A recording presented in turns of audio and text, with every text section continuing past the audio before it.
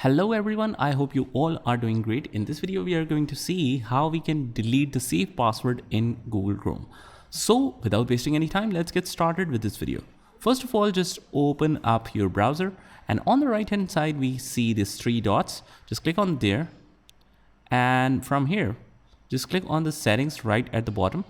And once we are in the settings on the left hand side, we see the autofill and passwords option right here. Just click on that.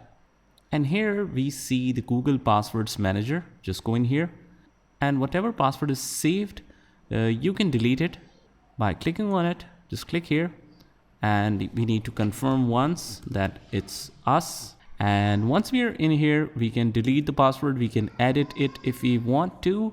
And that's how we do it. I hope you found this video helpful, and if you did, hit the like button and subscribe to our channel. Also, if you want to learn more amazing stuff on our channel, you can join the playlist link in the description, and I will see you in the next one.